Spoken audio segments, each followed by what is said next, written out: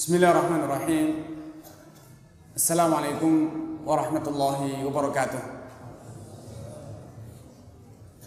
Innal hamdalillah nahmaduhu wa nasta'inuhu wa nastaghfiruh wa na'udzu billahi min shururi anfusina wa sayyiati a'malina.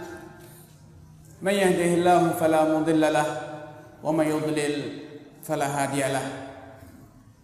Asyhadu an la ilaha illallah wahdahu la syarika lah wa asyhadu anna Muhammadan abduhu wa rasuluhu, amma ba'd.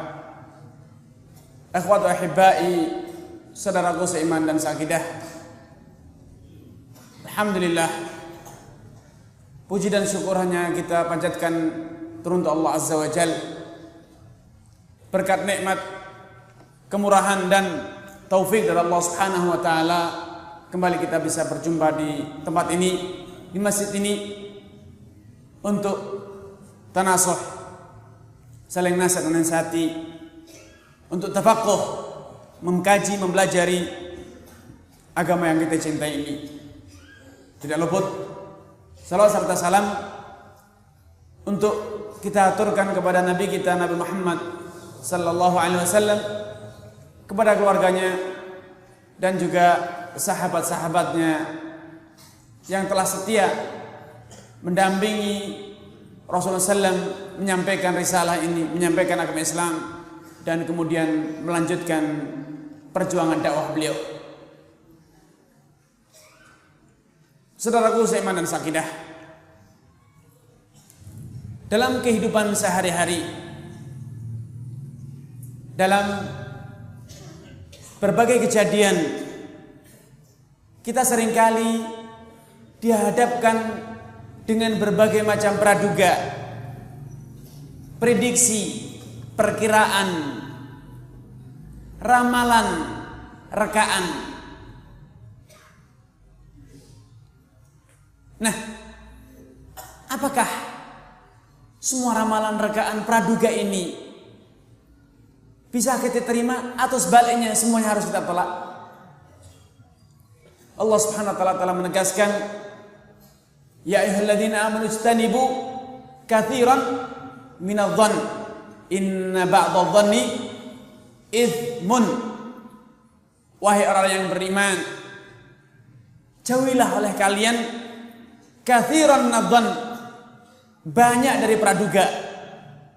Banyak dari praduga, karena sejatinya inna ba'dadh-dhanni itsmun, sesungguhnya sebagian praduga itu hanyalah akan menjeburkan kita ke dalam apa? Itsm, perbuatan dosa. Sebagian orang mengira bahwa selama dinamakan praduga berarti harus ditinggalkan. Selama itu adalah ramalan, rekaan, prediksi, maka haram hukumnya mengikuti. Kenapa? Allah telah menegaskan ijtanibu katsiran minadh-dhann. Namun nampaknya kita kurang jeli dalam membaca ayat.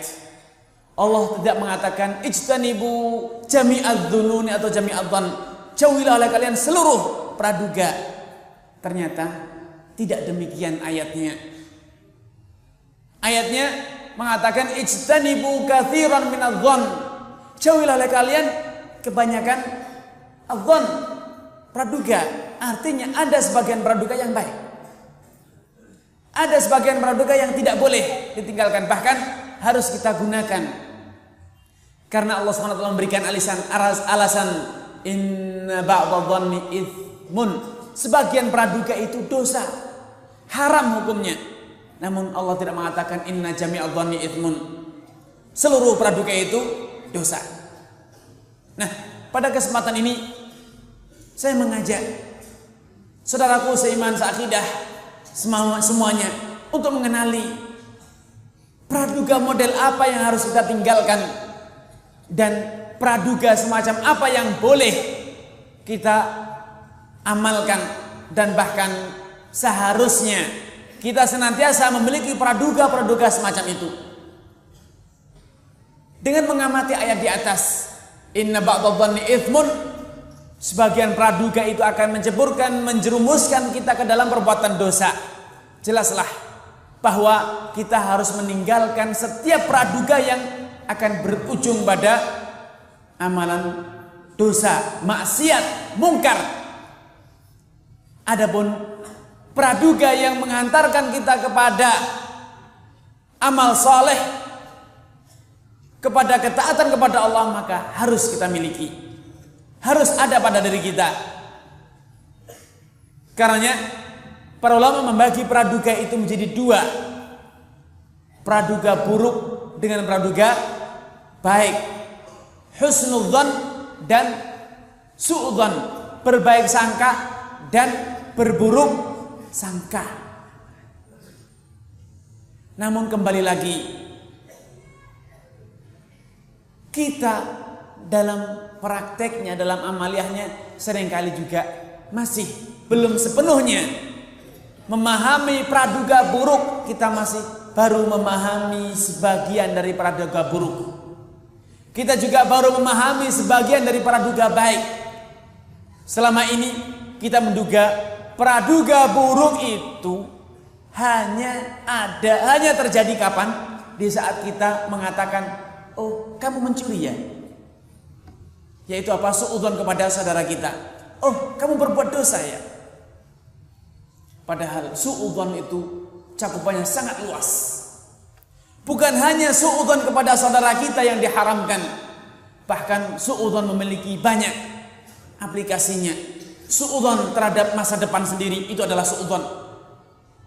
Tidak ada orang lain yang kita duga, kita tuduh, kita suudzoni. Yang kita suudzoni, kita buruk sangka siapa? Kita sendiri, masa depan kita. Sehingga apa akhirnya? Muncul gambaran praduga, saya ini masa depannya suram, saya tidak punya prospek, saya ini sudah memang terlahir ke dunia ini menjadi orang yang sengsara, saya ini terlahir ke dunia ini menjadi orang yang buruk, jelek, banyak bergelimang dalam dosa. Ini adalah bagian dari suudzon. Dari mana? Apa dasarnya? Apa dalilnya? Apa buktinya bahwasanya hari esok Anda adalah buruk? Masa depan Anda adalah suram. Apa buktinya? Hari ini suram, hari ini buruk. Itu tidak menjadi jaminan untuk mengatakan esok hari adalah suram. Karena dahulu Rasulullah SAW, sebagaimana dikisahkan dalam banyak riwayat, beliau mengatakan, kana Rasulullah SAW yakrahu tasya'uma wa yuhibbul fa'la. Dahulu Rasulullah SAW membenci yang disebut tasya'um, berburuk sangka tentang masa depan kita sendiri, berburuk sangka tentang apa yang di depan mata kita. Oh kayaknya ini tidak prospek, oh kayaknya ini tidak bagus, tidak akan sukses. Kenapa? Tadi ketika saya keluar rumah mendengar burung gagak, burung gagak ini hanya akan mendatangkan celaka. Ini indikasi bahwasanya proyek saya gagal, usaha saya ini akan menemui jalan buntu. Kenapa? Tadi saya ketika pertama kali buka pintu, kuncinya patah. Subhanallah, apa kaitannya kunci patah dengan sukses dan gagal kita? Sebagian orang mengatakan, saya akan indikasikan apakah rencana saya ini akan berhasil atau gagal dengan cara apa? Kalau telinga saya berdenyut yang kiri, gerak-gerak yang kiri, atau mata saya yang kedutan, kata orang Jawa, berkedip-kedip yang kiri, sudah ini buruk alamatnya. Hari ini akan suram, celaka, mendengar suara burung gagak. Siapa yang mati hari ini? Burung berkicau ada hubungannya dengan orang mati. Inilah yang disebut dengan tasya'um, berburuk sangka dengan kejadian-kejadian yang akan terjadi berdasarkan apa? Hal-hal yang tidak ada hubungannya. Hidup, mati, sukses, bahagia, sengsara, itu semuanya adalah karunia Allah Subhanahu wa taala. Tidak ada kaitannya dengan suara burung, tidak ada kaitannya dengan telinga yang gerak-gerak atau mata yang berkedip-kedip. Tidak ada kaitannya dengan suara orang tersandung, kunci patah, tidak ada hubungannya. Karena Rasulullah SAW, para ulama juga menjelaskan berdasarkan hadis di atas bahwa tasya'um, berburuk sangka tentang masa depan sendiri itu adalah perbuatan dosa haram hukumnya. Jangan pernah mengaitkan, jangan pernah memandang hari depan kita, masa depan kita, baik yang pendek ataupun yang jauh, yang dekat ataupun yang panjang, itu menjadi buruk suram gara-gara apa yang kita dengar, apa yang kita rasakan, apa yang terjadi di sekitar kita. Karena yang mampu merubah takdir, mampu menentukan, mampu yadurru wa yanfa'u, menguntungkan atau merugikan, itu hanya Allah Subhanahu wa ta'ala. Qul la amliku li nafsi dharran wala naf'a. Allah Subhanahu wa ta'ala mengajarkan Rasulnya untuk mengikrarkan, untuk menjelaskan kepada umatnya bahwasannya diriku, beliau adalah seorang Rasul, imamnya para aulia, imamnya para wali, imamnya orang-orang yang muttaqin, bahkan beliau adalah sayyidul mursalin, imamnya pemimpin para rasul. Itu saja diperintahkan Allah Subhanahu wa taala untuk mengatakan la amliku li nafsi dharran wala naf'a. Aku tidak bisa berbuat apa-apa, tidak bisa mencelakakan diriku dan juga tidak bisa menyelamatkan diriku. Semuanya itu adalah Allah Subhanahu wa taala. Wa ma bikum min nikmatin faminallah. Apapun yang Anda terima dari nikmat, kemudahan, itu juga dari Allah Subhanahu wa taala. Datangnya dari Allah semata. Qul la yusibana illa ma kataballahu lana huwa maulana. Katakan Muhammad, jelaskan kepada mereka, tidak akan ada yang menimpa kita, bencana, musibah, kegagalan, penyakit, celaka, tidak ada yang bisa menimpakannya kepada kita kecuali siapa? Illa ma kataballahu lana, kecuali yang memang telah Allah tuliskan akan menimpa kita. Karena dahulu Rasulullah SAW berpesan, mengajarkan kepada sepupunya Abdullah bin Abbas, dan ini adalah contoh pendidikan yang dicontohkan oleh Rasulullah SAW kepada generasi penerus. Beliau mengatakan, "I'lam, wahai anak kecil, ya gulam, wahai anak kecil, wahai nak, u'allimuka kalimat." Aku ajarkan kepadamu beberapa semboyan, beberapa tekad, beberapa ideologi, beberapa akidah, beberapa keimanan. Di antara yang beliau ajarkan adalah i'lam annal ummata law ijtama'u. Percayalah, andai seluruh manusia di dunia ini, jin, manusia dan seluruh makhluk yang ada di dunia ini, mereka bersatu padu, bersekongkol ala ayanfa'uk, untuk menguntungkanmu, lam yanfa'uk, mereka tidak akan kuasa melakukannya illa bima kataballahu lak, kecuali memang itu sudah menjadi suratan takdirmu. Sebaliknya demikian, andai mereka bersatu padu, manusia, jin, dari yang pertama hingga terakhir, seluruh makhluk bersatu padu untuk mencelakakanmu, niscaya engkau tidak akan celaka, kecuali memang itu sudah Allah gariskan dalam kodratmu, dalam takdirmu. Rufi'atil aqlam wa jafatis suhuf, kata Rasulullah SAW. Pena tulisan takdir, pena yang digunakan untuk menulis takdir, dan lembaran-lembaran takdir, suratan takdir kita telah kering, telah tuntas, tidak ada yang dirubah. Sehingga yakinlah, qul la yusibana illa ma kataballahu lana, tidak ada yang akan menimpa kita kecuali memang sudah menjadi kodrat Tuhan kita, kodrat ketentuan Allah Azza wa Jal.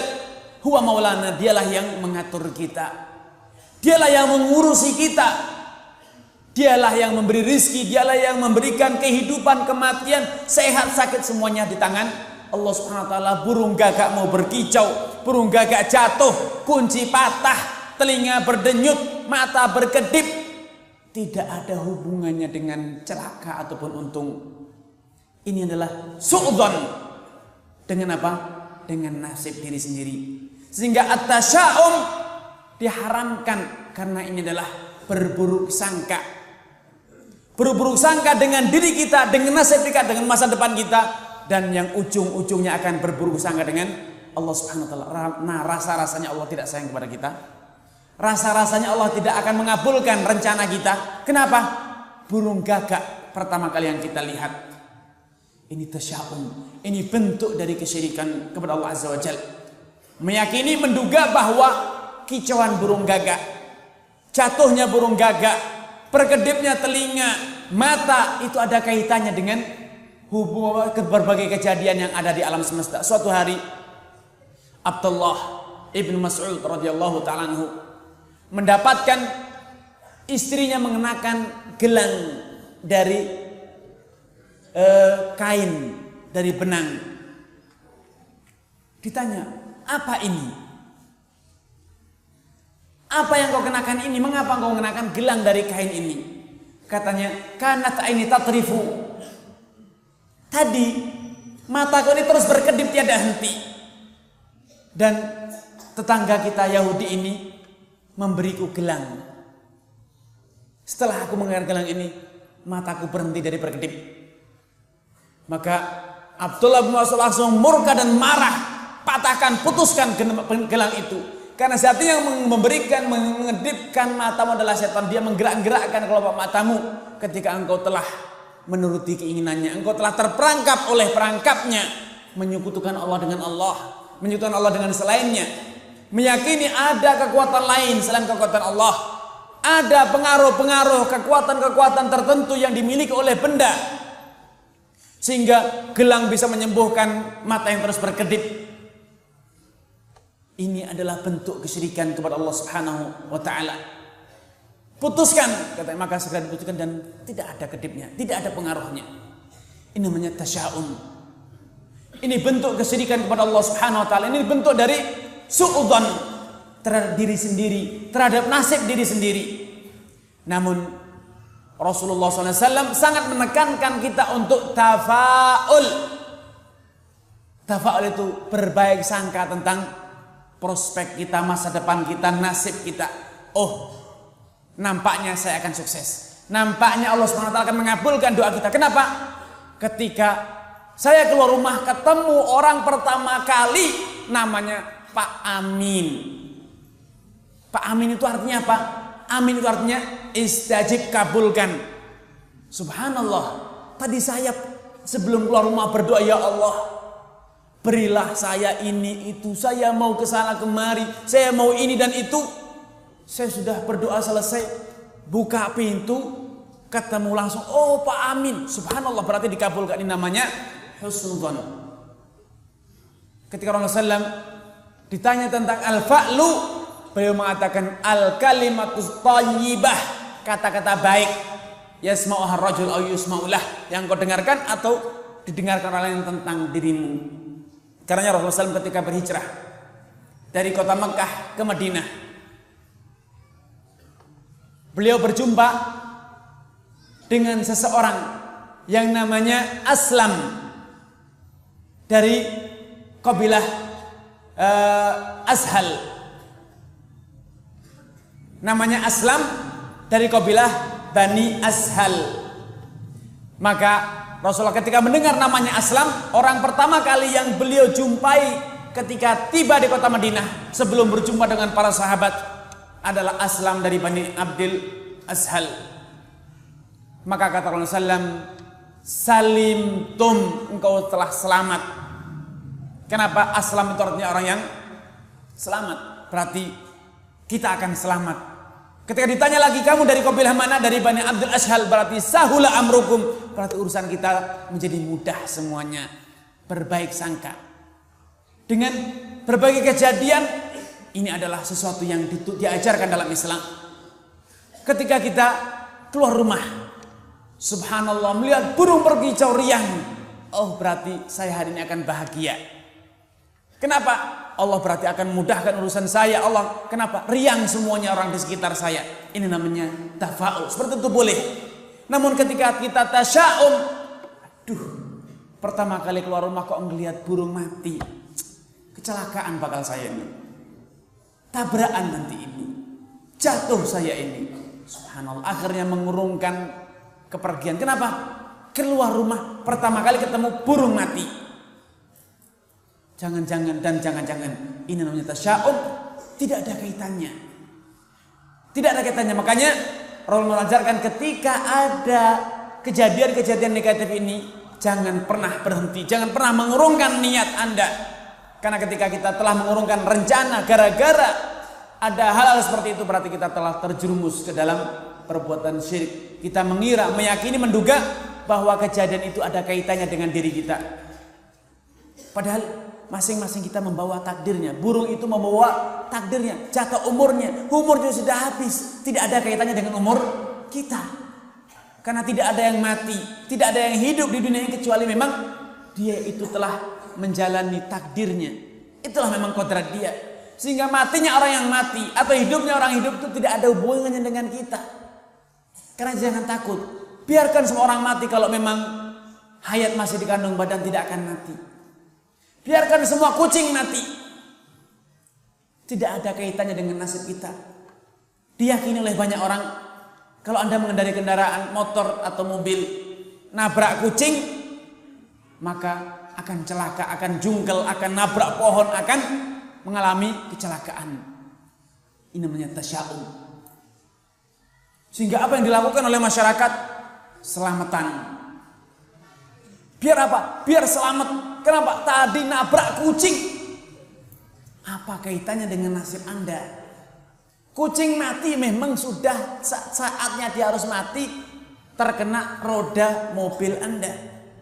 Itu kodrat dia, itu takdir dia. Demikian suratan takdir Allah Subhanahu wa taala. Tidak ada kaitannya dengan nasib Anda hari ini atau hari esok atau masa depan. Karena takdir Anda telah selesai.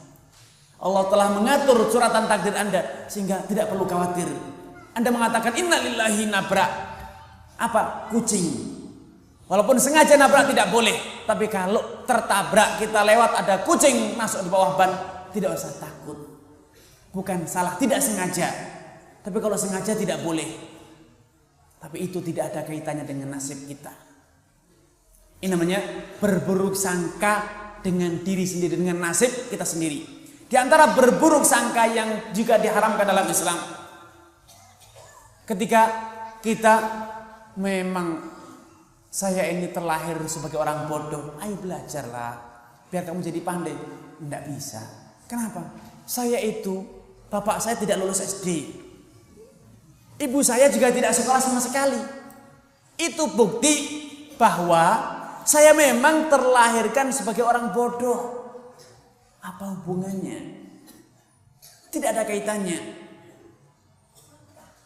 Lemah semangat, tidak optimis, tidak memiliki semangat baja untuk menggapai cita-cita, itu adalah bentuk dari tasya'um, bentuk dari su'udzon kepada Allah Azza wa Jalla. Itu adalah bentuk su'udzon dengan diri kita sendiri. Memang saya ini orang buruk, saya ini orang pinggiran, saya orang miskin, kemanapun saya pasti akan terpinggirkan. Jadi kalaupun sekolah saya akan terpinggirkan, kalau saya dagang pun akan terpinggirkan, kalau saya bekerja pun akan tersingkirkan. Kenapa? Ya inilah bapak saya itu memang hidupnya di pinggir desa.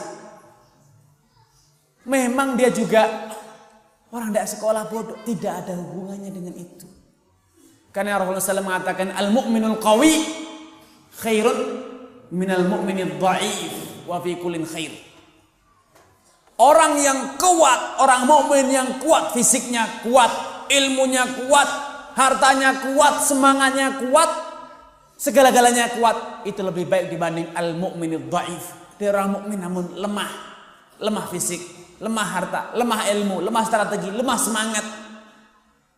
Ini semuanya lemah. Yang kuat itu lebih baik dan lebih dicintai Allah Subhanahu wa taala dibanding yang lemah. Kemudian Rasul mengatakan wa fi kulli khair. Walaupun lemah, selama dia muslim masih ada baiknya. Dibanding dia lemah, kafir sekalian, buruk sekali. Walau lemah, dia masih mukmin, itu lebih baik. Itu ada nilai baiknya daripada lemah kemudian murtad, naudzubillah.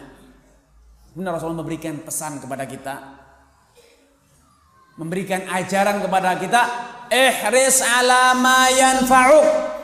Wahai umatku, hendaknya engkau bersemangat, memiliki mental baja, memiliki optimisme yang luar biasa. Untuk apa? Untuk mewujudkan segala hal yang berguna bagimu. Kalau Anda sekarang merasa, saya ini akan sukses kalau saya belajar, saya menjadi orang pandai. Upayakan jadi orang pandai. Gapai ilmu setinggi mungkin. Saya ini akan enak hidup saya. Bisa haji, bisa ibadah. Kalau saya ini bisa menjadi orang kaya, wujudkan kekayaan. Tidak ada yang menghalangi, tidak ada yang mengharamkan. Bahkan harus kalau bisa. Ihris ala ma yanfa'uk.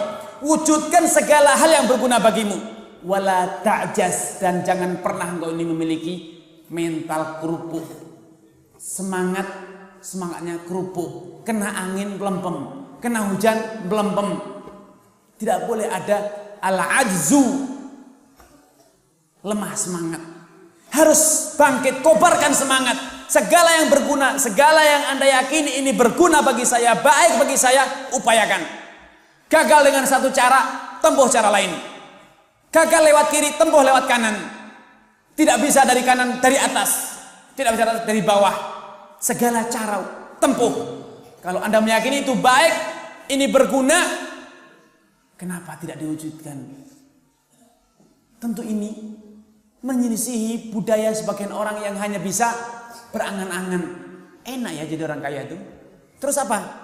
Iya, saya itu terlahir orang miskin. Nah, terus bagaimana? Ya miskin inilah nasib saya. Terus gimana? Ya saya pasrah saja sudah. Ini namanya al-ajzu. Para ulama mengatakan la taj'al azzaka tawakkulan wala tawakkulaka azzan.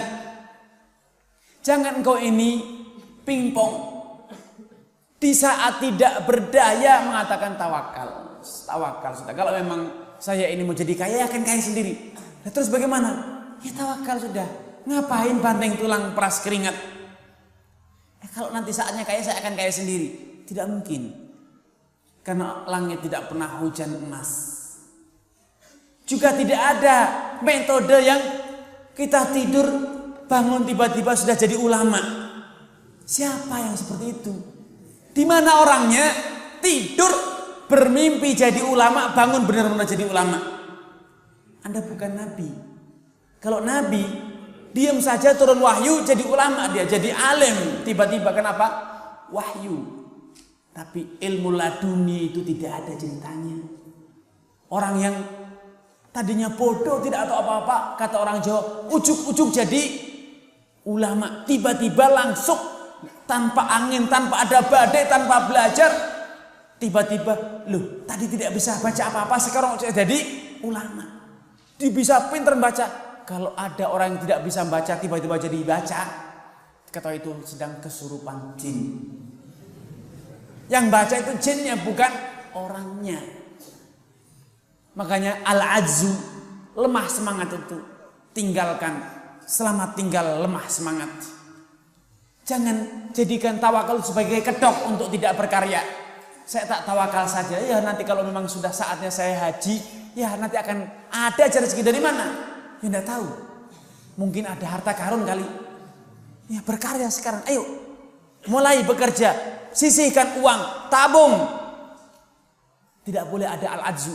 Dan juga ajzuka la taj'al tawakkulan, la taj'al azzaka tawakkulan wala tawakkulaka adzan. Jadi karena tidak berdaya, tidak bisa. Nah, memang tawakal itu harus nerimo, kata orang Jawa. Nerimo bagaimana? Ya terlahir jadi orang miskin, tidak bisa sekolah, ya sudah nerimo. Jangan berusaha lagi.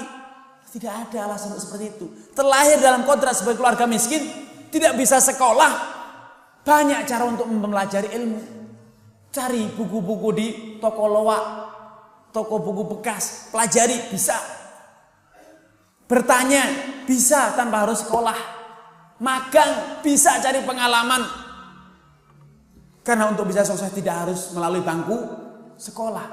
Ketika kita di kota yang tidak bisa mengenyam pendidikan di tingkat tinggi, pendidikan yang bagus, itu bukan berarti memang kodrat saya adalah orang pinggiran, tidak.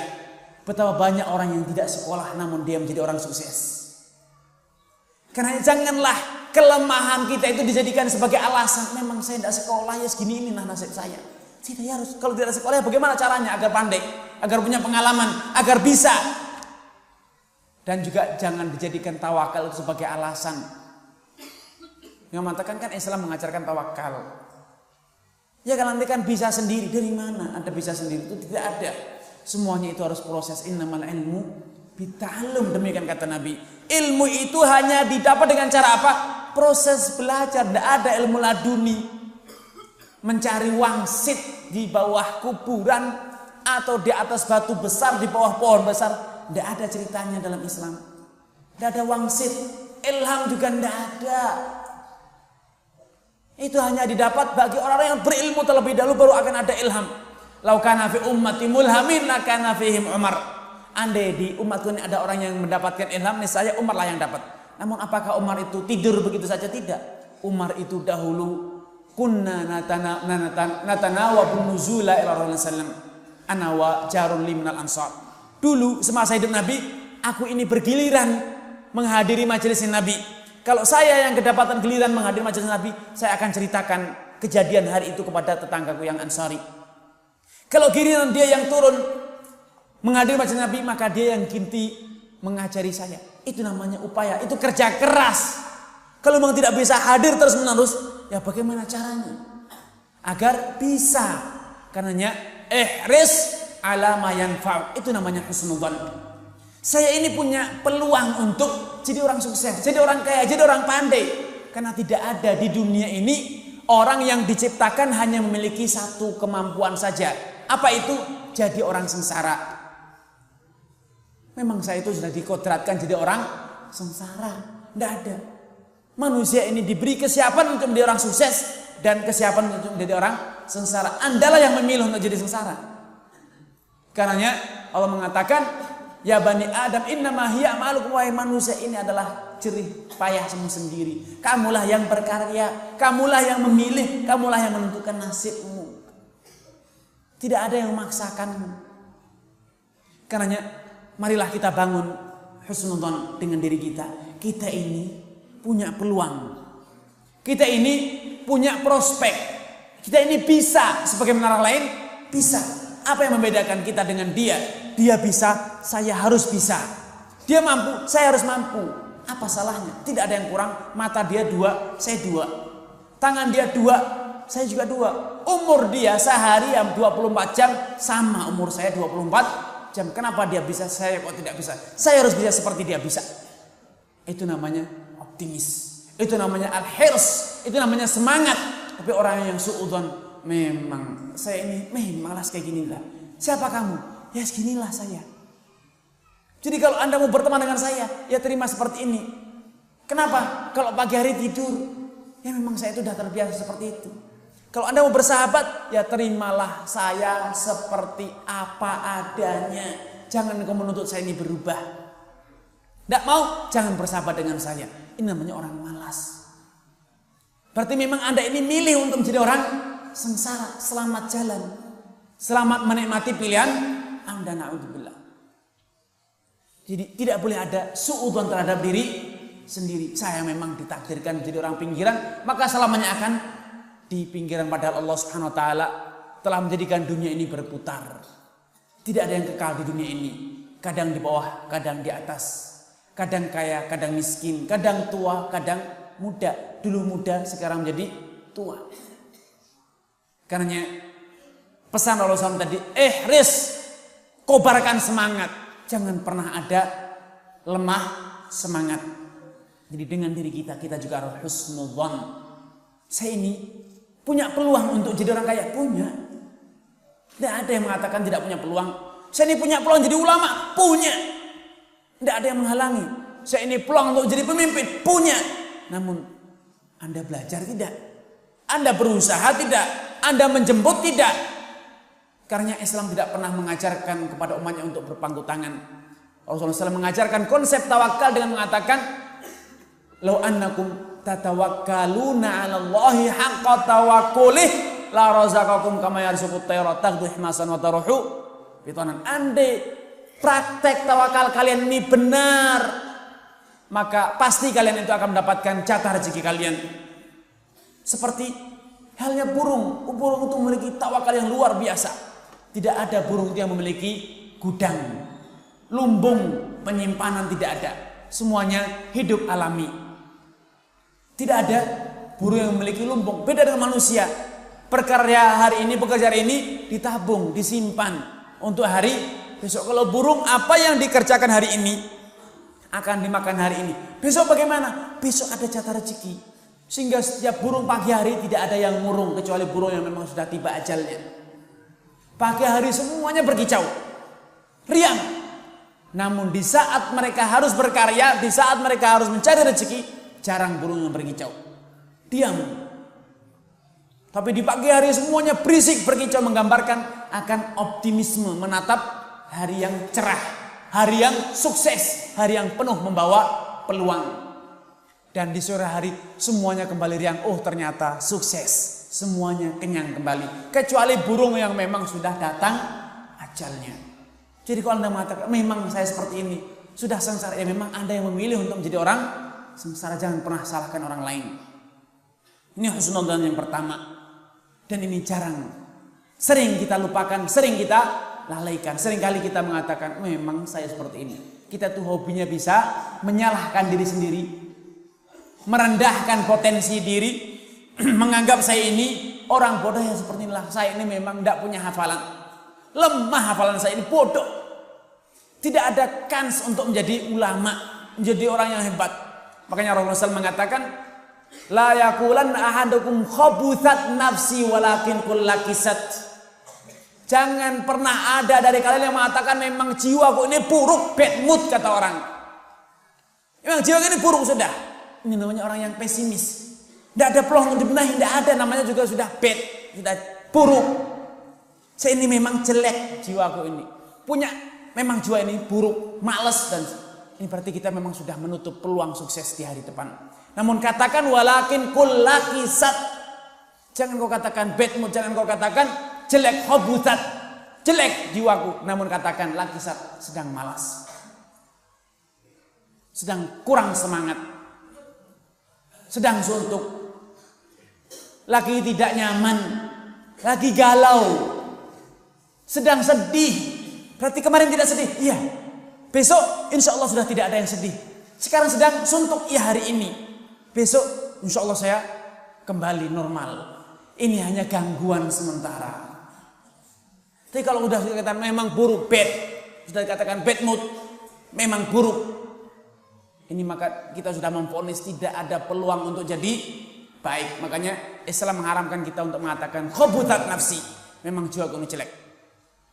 Begitu juga Islam mengharamkan kita untuk memandang prospek kita ini buruk dengan mengatakan halakan nas, man qala halakan nas fahuwa ahlakuhum, kata Nabi. Barang siapa yang mengatakan memang udah zamannya zaman edan, kita sering mendengar seperti itu kan, zaman gila sekarang, maka orang ini yang paling gila.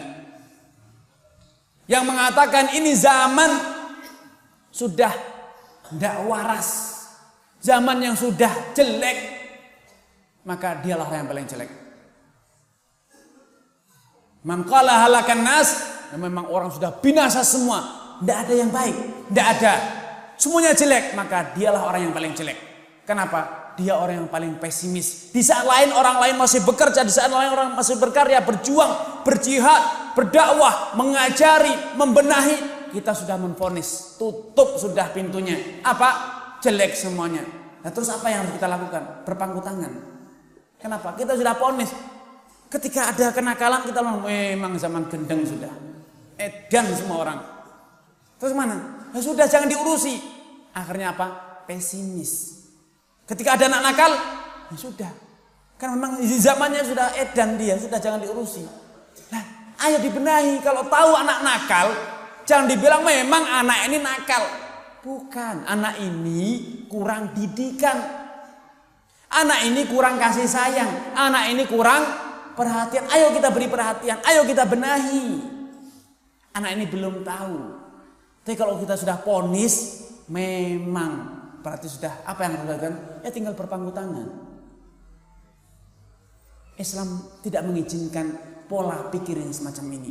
Namun seperti sikap Rasulullah SAW ketika beliau diusir dari Mekah, Ketika malaikat penunggu gunung meminta izin untuk ditimpakan gunung, sudah mereka ini kafir semuanya, udah matikan saja sudah. Nabi mengatakan, "La, jangan. Aku punya harap. Kalau sekarang bapaknya, saya mengharap anaknya. Saya gagal mendapati bapaknya, saya harap anaknya." Sehingga beliau mengatakan, "Arjullah an yukhrija min aslabihim man ya'budullah wa la yusyriku bihi." Aku berharap, aku punya harapan besar, optimisme bahwa mereka akan melahirkan generasi yang bertauhid, generasi yang mengisahkan Allah subhanallah. Walau beliau sudah diusir, dilempari batu, diludahi, tapi beliau tidak pupus harapan. Masih punya harapan besar bahwa suatu saat nanti dakwah beliau akan sukses. Subhanallah. Karenanya mari kita rubah pola pikir kita. Mari kita ganti cara pandang kita, sudut pandang kita. Umat kita ini baik, hanya saja kurang perhatian. Umat ini baik, hanya saja kita kurang serius dalam berdakwah. Masa depan kita prospek cerah, hanya saja kita yang belum tahu caranya bagaimana membangun masa depan yang cerah. Ini bentuk suudzon yang pertama. Suudzon yang kedua adalah suudzon dengan saudara kita. Mengira dia orang yang buruk, mengira dia berbuat jelek tanpa ada bayyinah, tanpa ada dasarnya, tanpa ada buktinya. Dan saya yakin semua orang kita sudah mengetahui apa itu suudzon kepada saudara kita. Menduga buruk, menduga jelek tanpa ada bukti. Ini tidak dibenarkan. Karenanya Islam mengajarkan asas praduga tidak bersalah. Bayyinatuka wa ila haddun fi dhahrik. Kalau engkau tidak punya bukti, maka engkau lah yang akan aku cambuk, kata Rasulullah SAW. Suatu hari datang seorang sahabat mengatakan, "Ya Rasulullah, bagaimana halnya dengan seorang suami yang mendapatkan lelaki lain sedang menggauli istrinya? Bukan sekedar ada tanda-tanda indikasi-indikasi. Betul-betul di depan mata ada lelaki di atas perut istrinya. Apa yang harus dilakukan? Kalau dia langsung bunuh, kalian nanti akan membunuh dia. Kenapa? Membunuh tanpa sebab. Kalau dibiarkan, maka sakit hati melihat istrinya dizinai sama orang. Kalau dia mencari saksi, keburu pergi. Bagaimana solusinya?" Nabi mengajarkan, "Bayyinatuka wa ila haddin fi dhahrik." Kita sebagai hakim tidak bisa pilih kasih. Engkau menuduh seorang muslim, istrimu adalah seorang muslimah, yang engkau tuduh adalah seorang muslim. Bisa jadi engkau berdusta, sebagaimana bisa jadi dia yang memang berzina. Sangat memungkinkan. Maka kata Nabi, "Bayyinatuka," buktimu mana? Kalau tidak, engkau yang aku cambuk. Jangan ceroboh menuduh, jangan ceroboh mencurigai. Kalau tidak punya bukti, diam. Islam adil, tidak pilih kasih. Karena bisa jadi suaminya yang bohong, bermain sandiwara, terkesan betul, padahal ternyata dia yang jahat. Dan bisa jadi juga istrinya memang yang bejat, yang berzina, naudzubillah. Karena Islam itu menegakkan keadilan, tidak ada pilih kasih. Kalau memang menuduh, maka harus ada buktinya. Sehingga kata Rasul memberikan satu arahan bagaimana seharusnya seseorang itu menuduh orang lain. Ketika Rasulullah SAW ditanya tentang bagaimana seharusnya seorang saksi itu bersaksi, beliau mengatakan, "Lihatlah matahari di siang bolong ini. Adakah awan yang menutupinya? Adakah keraguan sedikit pun bahwa ini matahari, ini siang bolong?" "Tidak ya Rasulullah." "Ala mithliha fasyad." Kalau engkau ingin bersaksi, engkau ingin menuduh, ingin mengatakan, maka kalau sudah ada kejelasan seperti jelasnya matahari di siang bolong, silahkan kau katakan. Namun ketika katanya konon, kayaknya, rasa-rasanya, maka itu hanya suudzon. Itu adalah suudzon.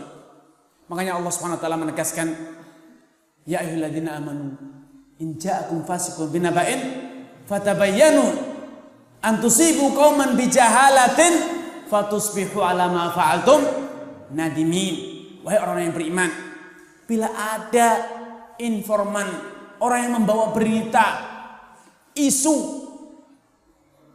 maka jangan langsung dipercaya. Namun apa yang harus dilakukan? Cross check, tabayun, buktikan. Kenapa? Antusibu qauman bijahalah. Bisa jadi kalau Anda langsung percaya, langsung sikapi, langsung tindaki, maka bisa jadi engkau ini memukuli, engkau membunuh, engkau merampas hak orang lain.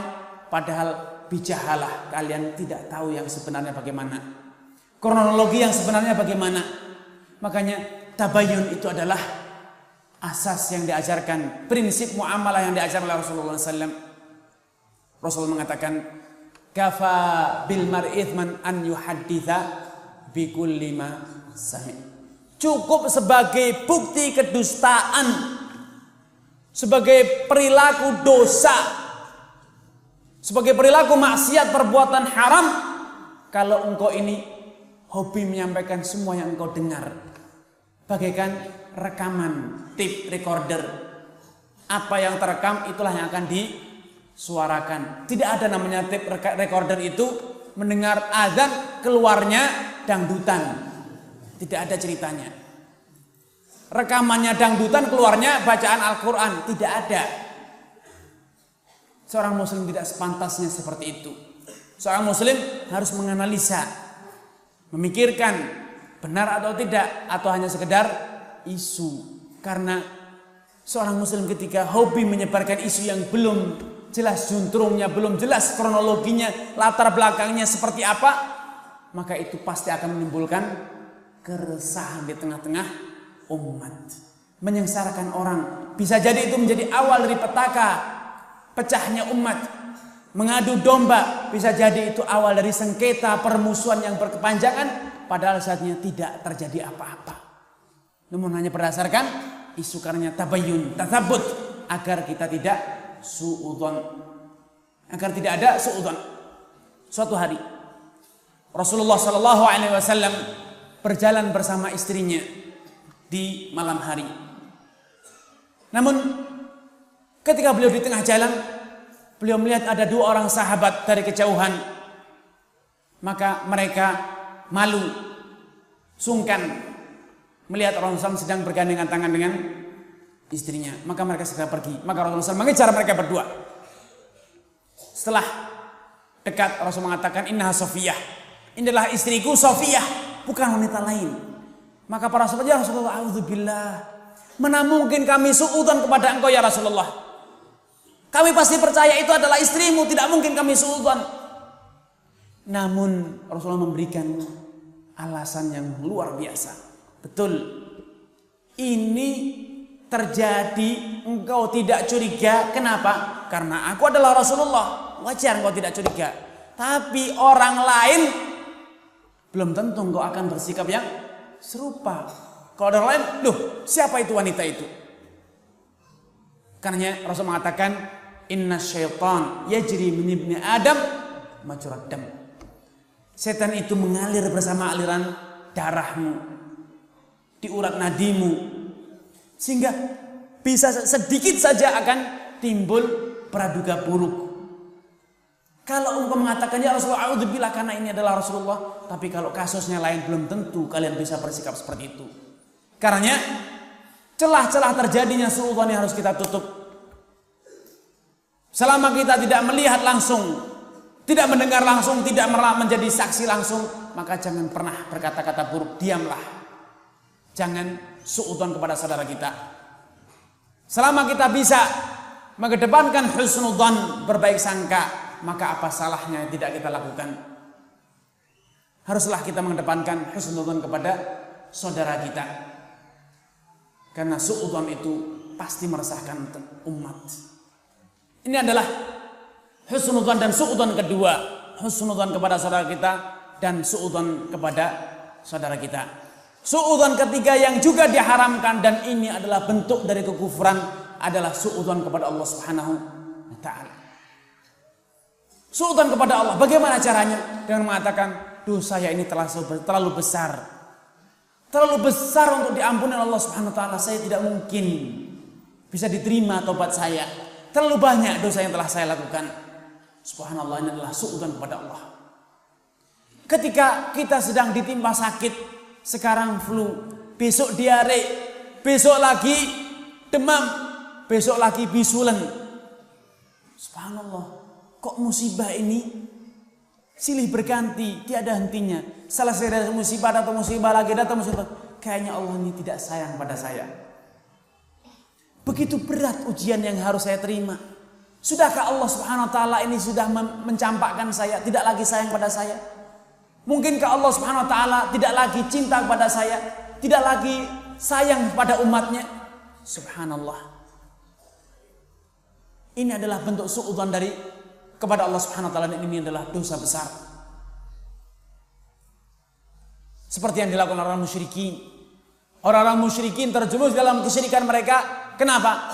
Karena dari suudzon yang mereka miliki, mereka mengira Allah tidak akan mendengar doa kita kalau kita doa sendiri. Lalu bagaimana? Ya melalui perantara. Di mana? Di kuburan. Kalau menggunakan tawasul para wali akan lebih dikabulkan. Contoh lagi misalnya, kalau kita punya hajatan, punya doa, ingin punya perlu, seringkali kita datang kepada para ustaz, "Ustaz tolong doakan." Dinasihati oleh ustaz, "Ya lebih baik doa sendiri." "Ya ustaz, tapi kalau doa ustaz lebih dikabulkan, lebih didengar." Subhanallah. Kalau doa sendiri kenapa? Kayaknya kalau saya doa sendiri itu tidak dikabulkan ustaz, tidak didengar sama Allah. Kenapa? Saya ini orang yang banyak dosanya. Jadi kalau saya berdoa, kayaknya pesimis saja bisa dikabulkan Allah Subhanallah. Inilah suudzon kepada Allah Subhanahu wa taala. Akhirnya menjadikan apa? Kita malas beribadah. Akhirnya apa? Kita hobi bertawasul. Walaupun bertawasul dengan orang saleh itu boleh, tapi itu bukan berarti Anda berhenti dari berdoa. Makanya Allah Subhanahu wa taala mengatakan, "Is'alullah wa antum muqinuna bil ijabah." Kalau engkau memiliki permintaan, harapan, pintalah kepada Allah. Sedangkan ketika engkau meminta dalam kondisi apa? Muqinun bil ijabah. Optimis, percaya akan dikabulkan Allah Subhanahu wa taala. Karena Allah Subhanahu wa taala telah menjanjikan bahwasanya setiap orang yang berdoa itu pasti dikabulkan. Fa idza sa'alaka ibadi anni fa inni qarib ujibu da'watad da'i idza da'an. Wahai Muhammad, bila ada dari umatku yang bertanya tentangku, katakan kepada mereka, ajarkan kepada mereka bahwasanya fa inni qarib, aku ini dekat. Apa buktinya? Apa indikasinya? Bahwasanya Allah Subhanahu wa taala dekat dengan setiap hamba. Ujibu da'watad da'i idza da'an. Aku itu pasti mengabulkan doanya orang yang berdoa setiap kali dia berdoa. Asalkan doanya benar. Asalkan doanya itu sungguh-sungguh. Namun ketika kita berdoa, kita sudah mengatakan siapa tahu, barangkali, mungkin saja. Yakin? Ya barangkali. Subhanallah. Anda tahu akan dikabulkan? Ya siapa tahu. Barangkali tidak ada optimis untuk dikabulkan. Karena ketika kita berdoa kita harus yakin. Kita harus optimis. Kita harus percaya diri. Kita harus husnudzon kepada Allah. Allah itu sayang pada saya. Pasti Allah akan mengabulkan cepat atau lambat. Saya tidak boleh buru-buru. Sudah 3 hari saya berdoa, rupa-rupanya tidak akan dikabulkan lagi. Sudah. Akhirnya apa? Berhenti dari berdoa. Karena Rasul mengatakan yustajabu li ahadikum ma lam yastajil. Yaqulu da'autu falam ara yustajab li. Kalian ketika berdoa itu pastilah dikabulkan Allah Subhanahu wa taala. Karena Allah Ta'ala berjanji itu. Selama kalian tidak tergesa-gesa. Bagaimana orang kok tergesa-gesa dalam berdoa? Da'autu falam ara yustajab li. Aku sudah berdoa 3 hari, sudah seminggu, sudah sebulan, 2 bulan, sudah setahun, belum dikabulkan. Akhirnya apa? Ya tahasaru fayada'ud doa. Dia merasa rugi. Upaya saya berdoa rupa-rupanya kandas di tengah jalan. Dan akhirnya apa? Sia-sia usaha saya berdoa. Terus ya berhenti dari meminta. Subhanallah. Siapa tahu kalau Anda berdoa 1 tahun 1 hari akan dikabulkan. Anda mengatakan sudah setahun ya, insya Allah 1 tahun 1 hari dikabulkan. Terus kalau 1 tahun 1 hari, insya Allah 1 tahun 1 hari 1 jam dikabulkan. Terlalu husnudzon. Pasti Allah kabulkan. Karena Rasulullah menjanjikan yustajabul ahadikum, pasti dikabulkan. Namun butuh kesabaran. Kemudian yakinlah bahwa apapun yang Allah pilihkan, menyegerakan rezeki atau menunda rezeki, itulah yang terbaik. Mungkin sekarang kita berpikir paling enak kalau sekarang ini kita ini punya rumah mewah.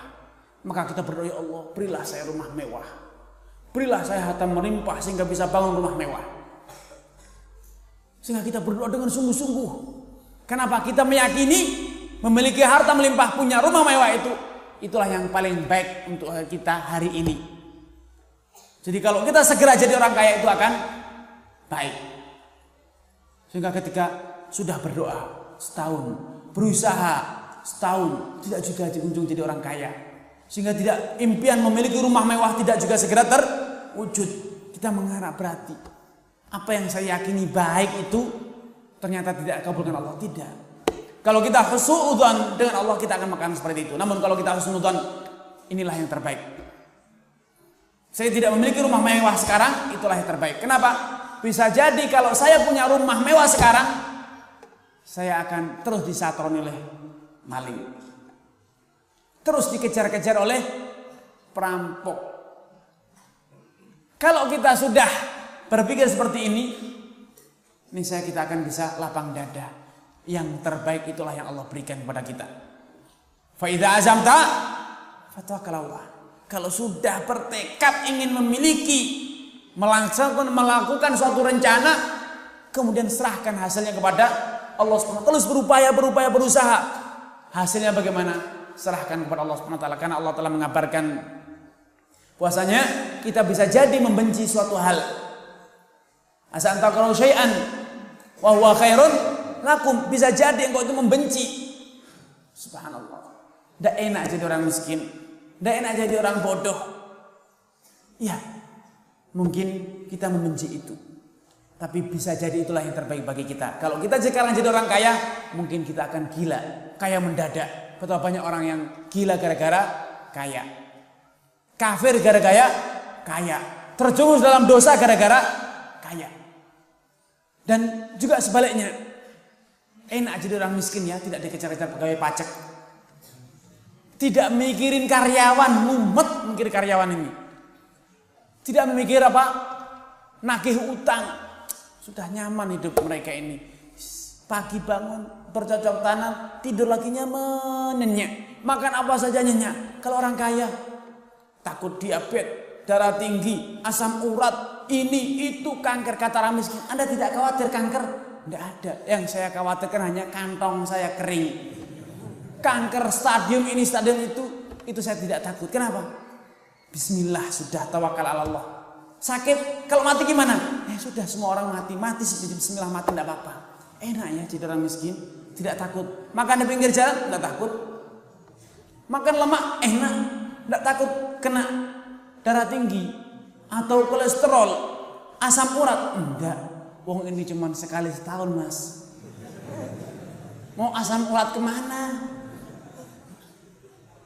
Enak ya jadi orang miskin untuk makan apa saja tenang. Iya, makan apa saja cuma sekali setahun.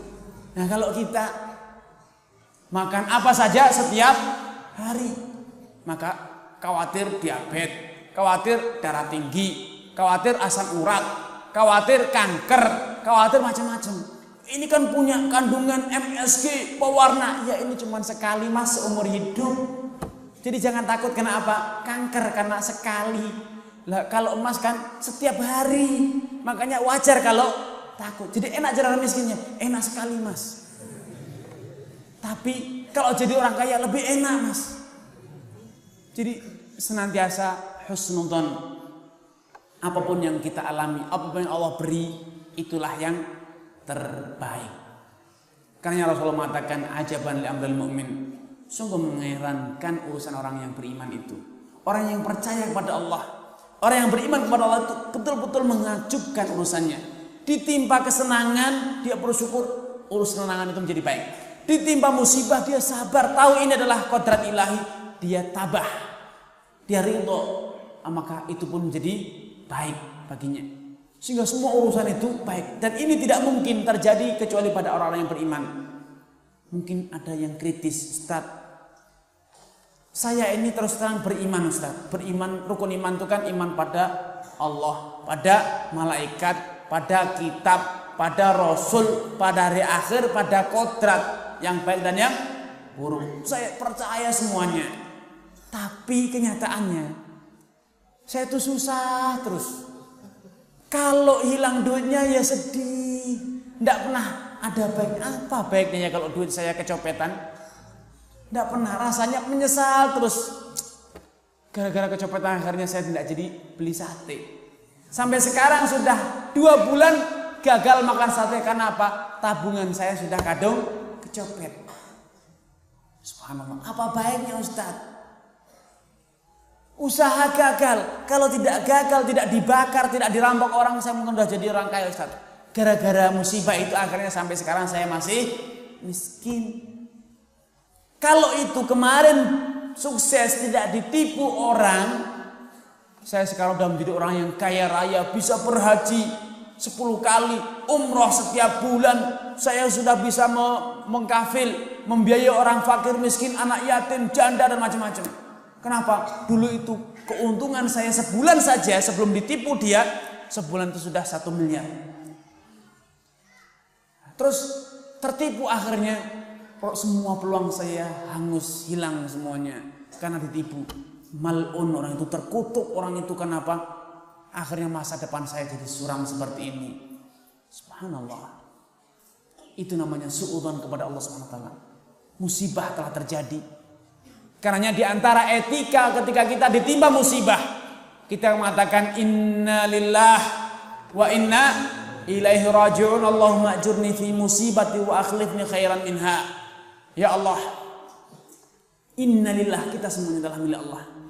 Dan suatu saat kita akan kembali kepadanya. Allahumma ajirni fi musibati atau majurni fi musibati. Ya Allah, berikanlah aku pahala dari musibah yang menimpaku ini. Wa akhlifni khairan minha, dan gantikanlah aku dengan yang lebih baik. Namun kalau kita ditimpa musibah, apa yang terjadi? Umpatan yang keluar, suudzon kepada Allah, maka musibahlah yang akan terus silih berganti menimpa kita. Kalau kita husnudzon, niscaya kita akan segera mendapatkan gantinya yang lebih baik. Ummu Salamah, ketika suaminya Abu Salam, orang yang paling mulia di mata Ummu Salam, orang yang paling baik, suami idaman, suami paling bagus menurut persepsi Ummu Salamah kala itu, meninggal dunia. Maka Ummu Salamah berduka. Rasulullah mengajarkan padanya, wahai Ummu Salamah, ucapkan inna lillahi wa inna ilaihi raji'un, Allahumma ajurni fi musibati wa akhlifni khairan minha. Ummu Salamah ragu, kalau saya ucapkan ya Allah gantikanlah aku dengan yang lebih baik, mana ada lelaki yang lebih baik dari Abu Salamah? Suami number 1, paling hebat. Namun akhirnya karena beliau beriman, Ummu Salamah beriman, akhirnya dia dengan yakin, dengan percaya diri, percaya pada Allah, pasti akan ada yang lebih baik dari Abu Salamah. Maka dia pun mengucapkan istirja itu. Setelah masa iddahnya berlalu, ternyata datang utusan Nabi yang melamar Ummu Salamah. Subhanallah, betul-betul yang terbaiklah, dia mendapatkan ganti yang lebih baik. Subhanallah, itulah husnudzon. Ummu Salamah awalnya ragu, mana ada lelaki yang lebih baik. Dia adalah manusia terbaik, lelaki yang paling baik di dunia ini, suami paling setia, suami paling penyayang. Namun subhanallah, ketika Ummu Salamah percaya yakin pasti akan ada yang lebih terbaik, namun siapa dia tidak tahu. Yakin, dan subhanallah Allah gantikan dia dengan yang lebih baik. Itu orang yang husnudzon. Itu orang yang senantiasa mengedepankan berbaik sangka. Karena Rasulullah SAW berpesan, la yamutanna ahadukum illa wa huwa yuhsinu adh-dhanna billah. Jangan sampai kalian itu mati, jangan sampai kalian itu keburu mati kecuali kalian sudah senantiasa berhusnudzon kepada Allah. Allah pasti mengampuni dosa saya. Makanya saya beristighfar. Betul saya terbelimang dalam dosa, namun karena saya husnudzon, Allah masih membuka pintu tobat untuk saya. Maka sekarang saya akan segera bertobat. Bukan husnudzon itu berarti Allah kan Maha Ghafur Rahim. Kalau gitu apa? dosa apa saja akan saya lakukan. Kan Allah Ghafurur Rahim. Iya, tapi dalam waktu yang sama Allah Syadidul Iqab, Allah Maha Pedih siksanya. Kalau husnudzon itu artinya saya berbaik sangka, kalau sekarang saya bertobat masih terbuka pintu taubat. Kalaupun sekarang saya berusaha berkarya, maka pintu untuk menjadi orang sukses itu masih terbuka. Iya, tapi sekarang sudah umur 50 tahun. Tidak ada salahnya. Betapa banyak orang yang kaya setelah umur 60 tahun. Betapa banyak orang yang kaya di akhir hayatnya. Karena orang muslim itu harus senantiasa optimis, senantiasa berpandangan baik bahwasanya hari esok dia lebih baik. Allah pasti akan memberi yang lebih baik untuk hari esoknya. Rasulullah SAW mengajarkan umatnya untuk senantiasa optimis. Beliau mengatakan, "Lau qamatis sa'ah wa fi yadi ahadikum fasilatun fa in istata'a alla takum hatta yazra'aha falyazra'ha." Andai sudah ada pengumuman hari kiamat akan segera bangkit, maka kalau bisa tunas pohon yang telah Anda genggam, tunas pohon yang sedang Anda tanam, sedang Anda tanam ini, kalau bisa engkau berlomba dengan hari kiamat. Sebelum datang kiamat, hendaknya tunas pohon itu sudah engkau tanam, bukan engkau campakkan. Oh, sudah telat zaman, ketinggalan zaman katanya. Subhanallah. Sekarang baru usaha nanam, umurnya sudah berapa? 60 tahun. Kapan memetiknya 60 tahun? Kan paling 63 tahun sudah mati, belum berbuah. Jangan pernah mengatakan telat untuk usaha. Karena pintu rezeki Allah, pintu ampunan Allah, pintu sukses Allah SWT masih terlalu luas. Rezeki Allah tidak ada yang habis, tidak ada kata telat rezeki itu untuk turun. Karena Allah mengatakan la tastabqur rizqa. Jangan pernah kau ini merasa rezeki Allah ini telat datangnya. Karena yang terjadi apa? Memang timingnya yang belum tiba. Allah sudah mengatur jatah rezeki. Optimis. Sehingga kita harus senantiasa husnudzon kepada Allah Azza wa Jalla. Mengedepankan Allah pasti masih menyisakan pintu sukses untuk saya. Tetangga gagal.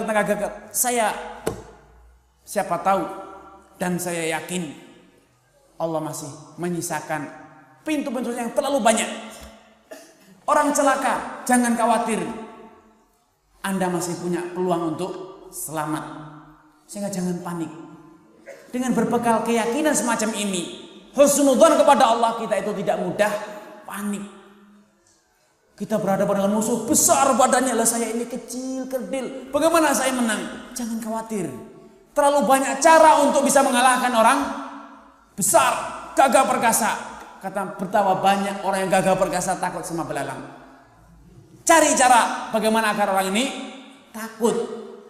Bukan dengan kepalan tangan Anda, karena kepalan tangan Anda kecil. Ya, tangan saya kecil, tapi saya berani nangkap ulat. Ayo, berani pukul saya lempar ulat. Saya pernah menyaksikan seorang yang nakal, mantan berandal, masuk pesantren. Badannya besar, takutnya sama wangwung, hama yang makan kelapa. Hama yang serangga yang makan kelapa itu kan kalau musim hujan, kalau terbang di menyerang lampu, ngejar lampu, itu kan kalau nabrak tembok sampai cetak suaranya gitu. Itu takut setengah mati, padahal berandal. Bunuh orang berani dia, merampok berani. Tapi hama serangga, hama kelapa di Lombok namanya apa Ustaz? Senggilo. Takut. Dia kelahi sama orang tidak takut, Pak. Membunuh orang berani, merampok berani, tapi senggilo takut. Sehingga ketika dia memukul anak kecil ini bawa senggilo. Ayo maju kamu kalau berani. Akhirnya yang gede ini dikejar sama anak kecil. Mau dilempar senggilo. Lari meja di pesantren diloncati. Saking takutnya sama senggilo. Itu ketika kita optimis. Sehingga kita tidak panik. Oh gede sekali dipukul saya akan mati. Tidak. Jangan panik. Peluang sukses, peluang untuk menang itu masih banyak. Sehingga dengan cara seperti ini kita bisa menatap masa depan dengan cerah. Kita tidak mudah panik. Kita terus optimis. Kita senantiasa husnudzon berbaik sangka kepada Allah sehingga kita ini akan menjadi orang bahagia. Namun kalau belum gagal saja sudah merasakan kegagalan. Mati saya. Belum mati sudah mengatakan mati saya. Loh mas, kalau mati kok masih bisa bunyi pak? Kok masih bisa bilang mati saya? Belum nabrak sudah bilang mati saya. Belum. Ternyata masih bisa ngerem. Belum sampai nabrak kok bisa bilang mati. Alhamdulillah tidak jadi mati katanya. Memang dari tadi belum mati. Namun itulah bedanya orang yang optimis, tawakal, senantiasa husnudzon dengan orang yang pesimis, lemah semangat. Masa depannya senantiasa di mata dia itu suram. Kenapa? Suudzon. Tidak mungkin Allah bisa menyelamatkan kita. Sudah habis caranya. Tidak mungkin bisa lagi. Subhanallah. Kalau Allah mau, tidak ada yang bisa menghalangnya. Masya Allah. Kana wa malam yam. Masya Allah. Apapun yang Allah kehendaki pasti bisa terjadi. Ma yaftahillahu min rahmatin fala mumsika lahu min wala wa ma yumsik fala mursila lahu min ba'di. Ma yaftahillahu min rahmatin fala mumsika laha. Pintu kerahmatan yang Allah buka tidak akan ada yang bisa menutupnya. Sebaliknya, pintu rahmat yang sudah Allah kunci, sudah Allah tutup, tidak mungkin ada yang bisa membukanya kembali. Karena percayalah, semuanya di tangan Allah. Kalau kita percaya tidak ada yang mustahil di mata Allah, tidak ada yang mustahil bagi Allah, kita akan optimis. Namun kalau kita sudah pesimis, profesor saja salah. Profesor saja sudah angkat tangan. Suatu cerita unik di kota Madinah. Salah seorang wanita kanker payudara stadium 4, kritis. Kata keluarganya kepada dokter-dokter yang menanganinya, "Bagaimana, Dok? Apakah ada harapan untuk sembuh?" Katanya, "Ibu ini umurnya tinggal 1 bulan." Umurnya tinggal 1 bulan. Berdasarkan ilmu dia, prediksi dia, pengalaman dia, orang yang sudah seperti ini tidak akan lebih dari 1 bulan. Maka ibu tersebut yang masih bisa berbicara, walau sudah kanker stadium 4, masih bisa bicara, kata dia, "Bawa pulang saya sekarang juga. Kita akan buktikan siapa yang mati dalam 1 bulan. Kamu bukan Tuhan saya." Marah dia sebagai seorang yang beriman. "Kita akan buktikan siapa yang duluan mati, saya atau kamu." Marah ibu ini. Dia perintahkan anaknya untuk segera pulang. Akhirnya dia keluar dari rumah sakit. Sejak itu dia tidak pernah tidur malam. Qiyamul lail terus walau dia sedang sakit. Terus sholat sebisa yang dia lakukan. Berdoa minta kesembuhan. Ya Allah, buktikan bahwa saya itu masih punya umur dan cabut nyawa dia. Agar dia tidak arogan mendahului kehendakmu. Merebut sebagian kekuasaan, mematikan atau menghidupkan orang, menentukan umur orang. Selama 1 bulan dia berdoa dan pada akhir bulan dia minta diantar ke rumah sakit sekali. Ternyata dia sudah sembuh total, tidak ada sedikit pun penyakit kankernya. Dan dia tanya, "Mana dokternya?" "Fulan dulu itu yang mengatakan saya sudah mati 1 bulan. Nih sekarang saya bisa berjalan sehat normal." Kata pegawai rumah sakit, "Mati tabrakan seminggu yang lalu." Subhanallah, itulah orang yang optimis. Kenapa? Semua urusan itu di tangan Allah. Tidak ada yang mustahil. Tidak ada yang mampu menahan kehendak Allah. Kalau Allah kehendaki, bisa. Tidak ada yang mustahil. Karenanya seorang mukmin harus memiliki mental baja, semangat yang kuat. Kenapa? Dia senantiasa husnudzon dengan Allah. Tidak ada yang bisa mengalahkan kekuatan Allah. Tidak ada yang bisa menghalangi kehendak Allah. Makanya apa yang harus kita lakukan?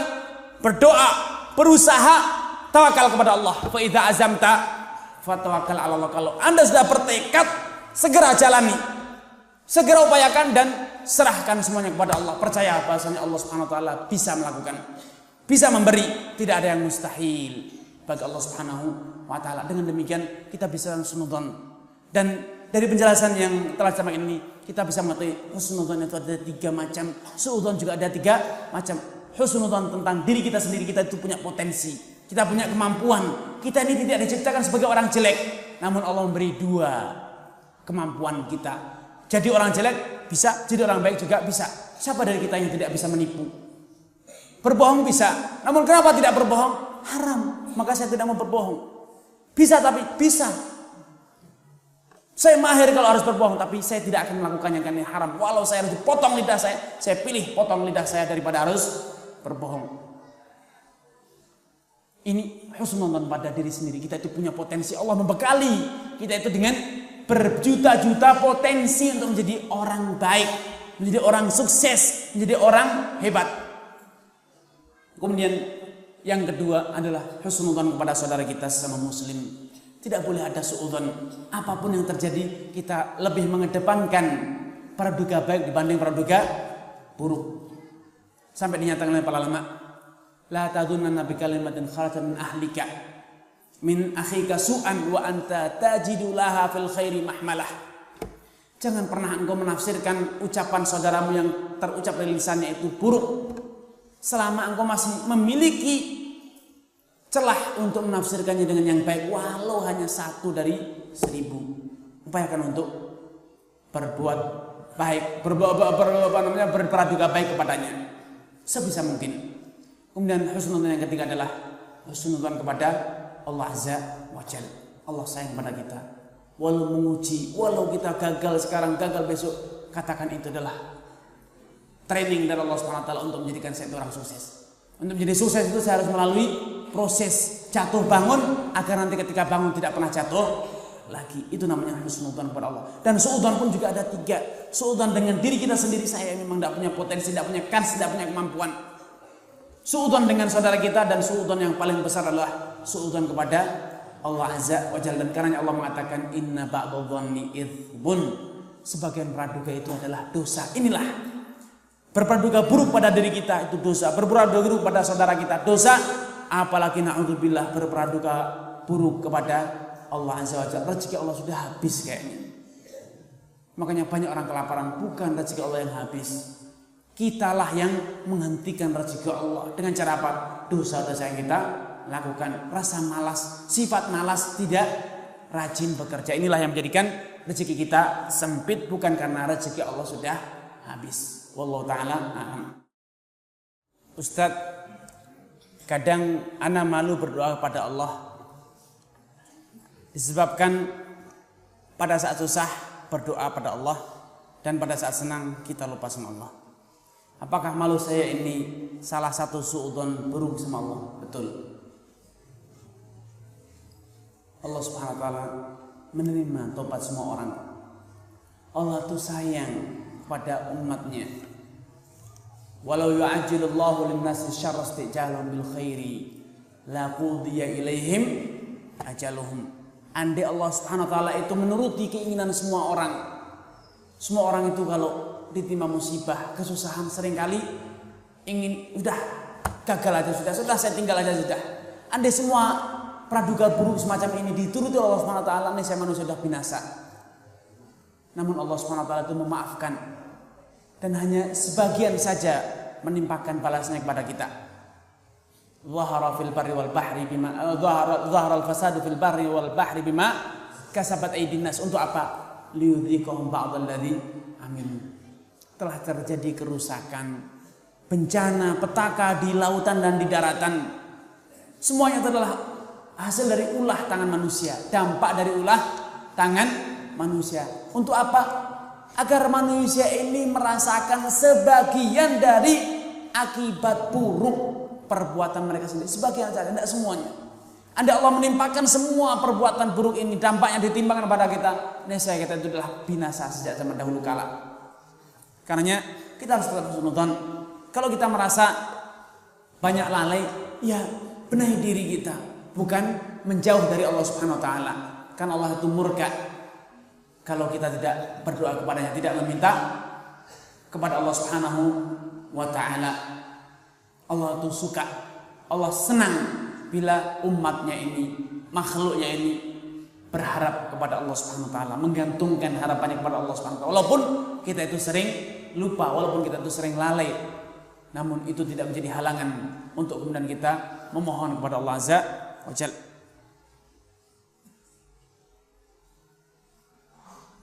Apakah termasuk buruk sangka terhadap diri sendiri jika kita takut untuk menikah? Saya tidak tahu harus jawab bagaimana, Pak.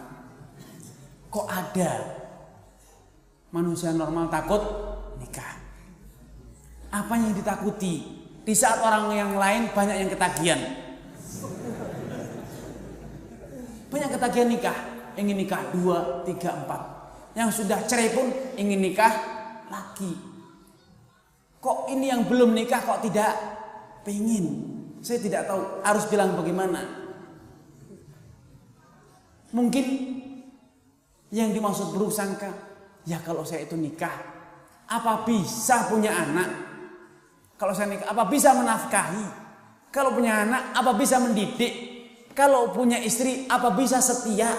Kalau punya suami, itu namanya suudzon. Bukan hanya pada diri kita sendiri, juga kepada Allah Subhanahu wa taala. Bisa menafkahi anak Anda terlahir itu membawa jatah rezeki dari Allah Subhanahu wa taala, bukan Anda yang menafkahinya. Anda hanya seringkali menjadi jalan sampainya rezeki kepada anak Anda, sampainya rezeki kepada istri Anda. Karena tidak boleh ada praduga-praduga semacam ini. Ya ma'syaras sabab, wahai para pemuda yang aras syabab, wahai para pemuda yang kalian sudah mampu menanggung beban rumah tangga, sudah dewasa, berpikir dewasa, bisa bekerja, bisa mencari nafkah, nikahlah. Fa inni mukatsirun bikumul umama yaumil qiyamah, karena aku itu senang, bangga bila jumlah umatku itu lebih besar dibanding umat-umat yang lain. Allah Subhanahu wa taala telah menjelaskan, telah memberikan janji, iyakunu fuqara yughnihumullah min fadli. Kalau mereka itu tidak mampu, Allah akan bukakan pintu rezeki untuk dia. Namun, apakah kita percaya? Apakah kita mau berusaha? Atau kita hanya berleha-leha, bermalas-malas? Nah, kalau itu yang kita lakukan, maka apapun yang kita lakukan, kita tidak akan pernah bisa jadi orang sukses. Kalaupun tidak nikah, kita nanti akan digoda oleh setan lagi. Anda masih percaya besok Anda itu masih hidup? Kita mau keluar jalan, loh, awas, jangan keluar, nanti ditabrak motor. Di rumah, nanti gempa rumahmu ini roboh. Harus kemana saya? Tidur, jangan tidur, nanti jangan-jangan digigit nyamuk, digigit nyamuk yang membawa, menularkan penyakit demam berdarah. Mau kemana kita ini hidup? Kalau kita ini mengedepankan pesimis, suudzon, kita tidak akan pernah bisa hidup dengan cara dan pola pikir semacam ini, optimis. Bismillah. Kalaupun digigit nyamuk, bukan nyamuk demam berdarah. Kalaupun demam berdarah terbukti sudah sakit, pasti sembuh nanti.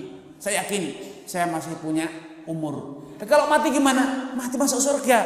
Senang. Itu namanya husnudzon kepada Allah. Allah Maha Pengampun. Saya alhamdulillah muslim. Alhamdulillah saya sering istighfar. Nah kalau mati gimana? Saya optimis Allah mengampuni dosa saya dan memasukkan saya dalam surga. Itu namanya husnudzon. Tidak takut mati? Tidak. Kenapa masih takut masuk surga kok? Lah ada neraka? Iya. Saya percaya Allah itu mengampuni saya. Makanya saya terus meminta dengan mengatakan astagfirullah, ya Allah aku minta ampunan kepadamu. Saya sudah mengatakan astagfirullah dan terus mengatakan saya yakin Allah mengabulkan permintaan maaf saya, permintaan ampunan dari saya. Itu namanya husnudzon. Tidak takut, tidak.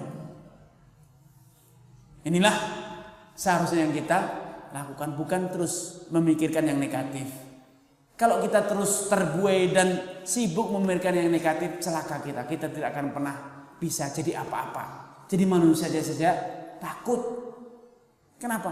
Manusia ini banyak yang nakal, ngerampok, mencuri, membunuh. Jangan-jangan saya nanti dibunuh oleh tetangga saya. Kan banyak itu tetangga yang membunuh. Jangan-jangan saya dibunuh oleh saudara saya sendiri. Kan banyak saudara yang membunuh, tega membunuh saudara sendiri. Selalu suudzon. Orang seperti ini tidak akan bisa jadi apa-apa. Jadi saudara juga tidak bisa, jadi tetangga juga tidak bisa. Jadi manusia pun takut. Jangan-jangan nanti ada harimau yang gigit saya. Nah, terus mau jadi apa? Jadi harimau. Jangan-jangan nanti saya ditembak oleh pemburu. Lah mau jadi apa? Semuanya pokoknya yang jelek yang kita lihat. Maka kita tidak akan pernah bisa jadi apapun. Karenanya, ayo kita rubah pola pikir.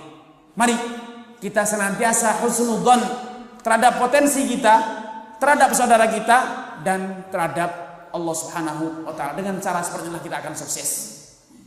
Kita mengatakan, oh sakit parah. Oh enggak, ini cuman segini kok. Masih ada yang lebih parah. Bisa sembuh? Bisa. Wong banyak yang lebih parah dari sakit saya. Bisa sembuh. Segini saja. Mudah bagi Allah menyembuhkan. Yang sudah lebih parah saja banyak yang sembuh. Itu namanya sunnah. Makanya di antara adab ketika kita menjenguk orang sakit, apa yang kita ucapkan? La ba'sa tahur insyaallah. Jangan khawatir, tidak apa-apa. Itu cuma untuk menebus dosamu saja. Syukur kamu sakit sehingga engkau kalau mati nanti sudah tidak bawa dosa. Lah, saya masih punya peluang untuk hidup. Tidak apa-apa, la ba'sa. Tidak apa-apa, itu tidak akan mematikan kamu. Percaya, banyak orang yang lebih parah dan bisa sembuh. Nah, makanya sunnahnya mengatakan la ba'sa. Jangan khawatir, tidak apa-apa itu. Insya Allah, Allah itu maha kuasa. Jangan takut. Allahumma antas syafi la shifa illa shifa'uka isfini shifa'an la yughadiru saqama. Ya Allah, Engkau Allah zat penyembuh. Tiada kesembuhan kecuali kesembuhanmu. Sembuhkanlah aku dengan kesembuhan yang tidak menyisakan efek samping sama sekali. Itu namanya optimis. Sehingga apapun yang terjadi kita itu senantiasa husnudzan. Wallahu ta'ala alam. Ini yang bisa kita sampaikan di kesempatan sore yang berbahagia ini. Semoga Allah Subhanahu wa taala menjadikan kita termasuk orang-orang yang senantiasa husnudzan, optimis, berbaik sangka kepada diri kita, kepada saudara kita, dan kepada Allah Subhanahu wa taala, sehingga kita menjadi orang yang sukses, menjadi orang yang bahagia apapun yang terjadi pada diri kita. Assalamualaikum warahmatullahi wabarakatuh.